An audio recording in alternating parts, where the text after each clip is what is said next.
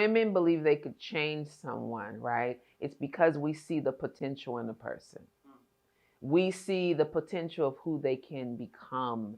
And so we think that through our love and our giving and our sweetness, we can help them to actualize those parts of themselves, as opposed to acknowledging that, potential can't pay your rent.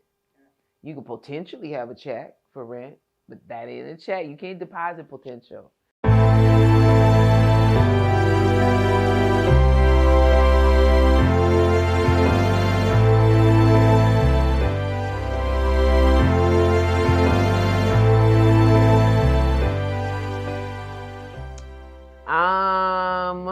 We met through, how was it? One of my musician friends, a musician that I work with, and so he took me to this guy's studio to get a few things done, and that's how we initially met.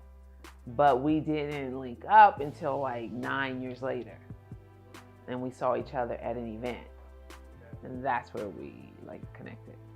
What was it? I don't know what it was. What I liked about him. I felt like he was physically attractive, and he was into the same things that I was into, and I think that was that. And he also had there was space for us to collaborate. I had this fantasy in my head of manifesting a partner who I could work with. And that desire to manifest a partner who I could work with led to some hella toxic relationships. I was still in a space where I ideally thought that love could fix it, and then he was not authentic about what was present for him. He was not authentic about what he was managing internally, and he fronted like he could hang, and he could not.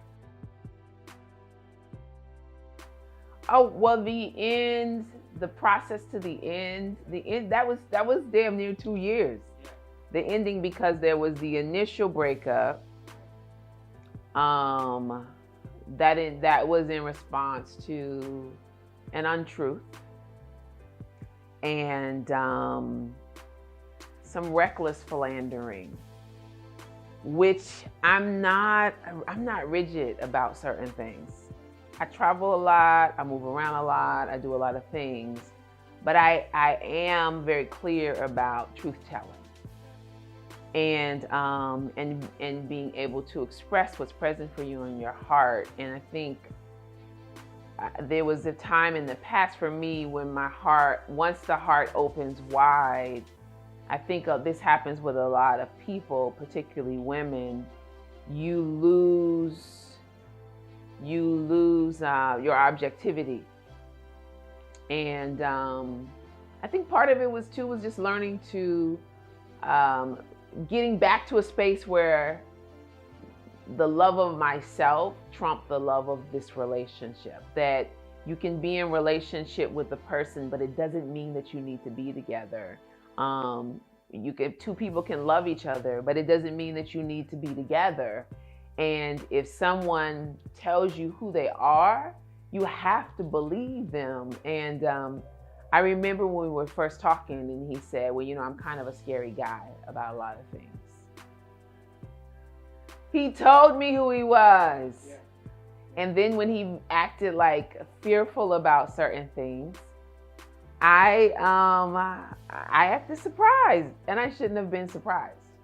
I had a really big vision, and I could see the big vision, and I could tell that it left him shook, and there would be an excessive amount of analysis. Or let's say I'd bring a particular male energy around, say somebody I went to college with who worked in the business, who had these ideas. If I mentioned this person's name who happened to be a man, then he would get real tense, and it might lead to conflict. Or he'd have 150 questions and then just kill the vibe. A lot of insecurities. He had a lot of insecurities, and I thought that I could deal with those insecurities But at a certain point, it just became so draining that it was exhausting. And that's when I realized insecure, immature, inauthentic, unstable, and not at all relationship material. The lessons I got from that experience were listen to what a person tells you about themselves. And also to take mental notes when you see certain things, and to trust your gut when the red flags start to come. And I guess another lesson would be certain things should be easy, you know? Certain things should be simple, and if they get too complicated, it's just not the right situation for you. Like, you can do bad by yourself, and don't be afraid to be alone. You have to be your own best friend. You have to enjoy your own company.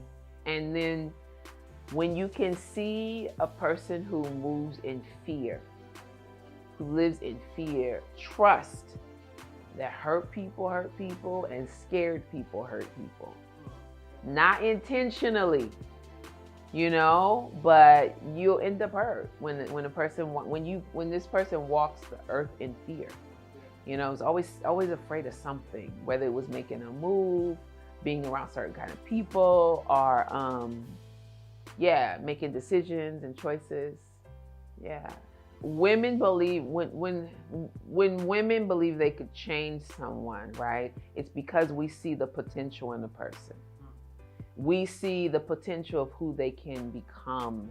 And so we think that through our love and our giving and our sweetness, we can help them to actualize those parts of themselves that would make them a better person, a more dynamic person, more of a winner.